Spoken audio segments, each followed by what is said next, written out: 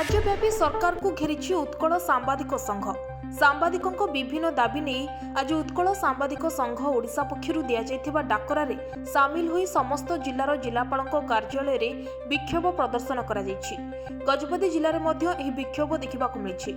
जिला सभापति द्विजेन्द्र नाथ पाढ़ी नेतृत्व में बहु संख्यार सांबादिक एथिरे सामिल होई हाथ में ब्यानर धरी जिलापालक कार्यालय सम्मुख में विभिन्न दाबी नहीं नाराबाजी करथिले। परे मुख्यमंत्री को उद्देश्य दाबीपत्र प्रदान करा जायछि।